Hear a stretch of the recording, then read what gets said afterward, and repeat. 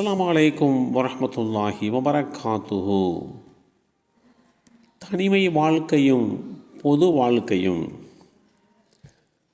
அம்மார் இப்னு Yasser ரலியல்லாஹு அன்ஹு அவர்கள் அறிவித்தார்கள், அல்லாஹ்வுடைய தூதர் ஸல்லல்லாஹு அலைஹி வஸல்லம் அவர்கள் பிரார்த்தனை புரிகின்ற போது, யா அல்லாஹ், பொது வாழ்விலும் மறைவாக இருக்கின்ற நிலையிலும் உனக்கு பயந்து வாழும் பாக்கியத்தை உன்னிடம் கேட்கிறேன் என்று பிரார்த்தனை செய்வார்கள்.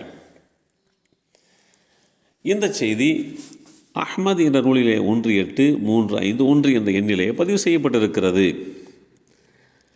அல்லாஹ்வுடைய தூதர் ஸல்லல்லாஹு அலைஹி வஸல்லம் அவர்கள் அபூதருல் கிஃபாரி என்கின்ற நபித்தோழரை பார்த்து, அபூதரே, உம்முடைய பொது வாழ்க்கையிலும் தனிமையிலும் அல்லாஹ்வை பயந்து கொள்ளுமாறு உனக்கு அறிவுரை பகர்கிறேன் என்று குறிப்பிட்டார்கள்.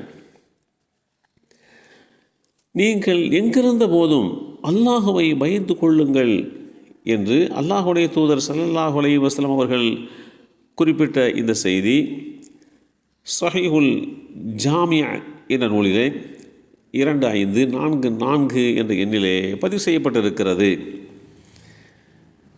வேதமறை குர்ஆனிலே அல்லாஹ் குறிப்பிட்டு காட்டுகிறான், எவர் நிச்சயமாக மறைவான சமயத்திலும் தங்களுடைய இரட்சகனுக்கு பயப்படுவார்களோ அவர்களுக்கு மன்னிப்பும் பெரும் நற்கூலியும் உண்டு.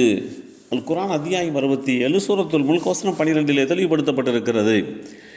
யார் தனிமையில் படைத்த இரட்சகனை பயந்து வாழ முற்படுகிறாரோ அத்தகையோருக்கு மகத்தான பிரம்மாண்டமான கூலியை தயாரித்து வைத்திருப்பதாக அல்லாஹ் வாக்குறுதி வழங்குகிறான். நபியே, நீர் அச்சமூட்டி எச்சரிப்பதெல்லாம் எவர்கள் தங்கள் கண்ணால் காணாமல் இருந்தும் தங்களுடைய இரட்சகனுக்கு பயந்து நடந்து தொழுகையையும் நிலைநாட்டுகிறார்களோ அவர்களைத்தான். எவர்கள் பரிசுத்தமாக இருக்கிறார்களோ அவர் தன் நன்மைக்காகவே பரிசுத்தமாயிருக்கிறார். அல்லாஹ்விடமே அனைத்தும் செல்ல வேண்டியதிருக்கிறது. அல் குர்ஆன் அத்தியாயம் 35 சூரத்துல் ஃபாத்திர் வசனம் 18 தெளிவுபடுத்தப்பட்டிருக்கிறது. தனிமையில் தன்னைத்தானே பாவச் செயல்களில் ஈடுபடாமல் தற்காத்துக் கொள்கின்றார்களே அவர்களுக்கு அது நிச்சயமாக அவர்களை பரிசுத்தப்படுத்தும் என்று அல்லாஹ்வே உத்தரவாதம் வழங்குகிறான். எனது சமுதாயத்திலே ஒரு கூட்டத்தாரை நான் அறிவேன். மறுமை நாளில் திஹாமா என்கின்ற அந்த மலையின் அளவுக்கு அவர்கள் நன்மைகளோடு வருவார்கள். அப்படிப்பட்ட அந்த மக்கள் என் சமுதாயத்திலே ஒரு கூட்டத்தார், அவர்களை பற்றி நான் அறிவேன். மறுமை நாளில் திஹாமா என்னும் மலை அளவுக்கு நன்மைகளோடு அவர்கள் வருவார்கள். அவர்களின் நன்மைகளை அல்லாஹ் பரப்பப்பட்ட புழுதியாக ஆக்குவான் என்று அல்லாஹ்வுடைய தூதர் ஸல்லல்லாஹு அலைஹி வஸல்லம் அவர்கள் கூறினார்கள். அல்லாஹ்வுடைய தூதரே, அவர்களை போன்று நாங்கள் ஆகிவிடாமல் இருப்பதற்காக வேண்டி அவர்களை பற்றி எங்களுக்கு நீங்கள் தெரியப்படுத்துங்கள், அவர்களை பற்றி எங்களுக்கு தெரியாது என்று கேட்டுக்கொண்டார்கள். அதற்கு அல்லாஹ்வுடைய தூதர் ஸல்லல்லாஹு அலைஹி வஸல்லம் அவர்கள் உங்கள் சகோதரர்கள், உங்களை சார்ந்தவர்கள், நீங்கள் இரவு வணக்கத்தில் ஈடுபடுவதை போன்றே அவர்களும் இரவு வணக்கம் புரிவார்கள். ஆயினும் அல்லாஹ்வின் தடைகளை மீறுவதற்கான சந்தர்ப்பங்கள் அவர்களுக்கு கிடைத்தால் அல்லாஹ் தடை செய்தவற்றை செய்து விடுவார்கள். அவர்களே அந்த கூட்டத்தினர்கள் என்று குறிப்பிட்டார்கள். தனிமையில் அல்லாஹ்வை பயந்து வாழ்கின்ற அந்த வாய்ப்பு என்பது சர்வசாதாரண ஒன்றல்ல.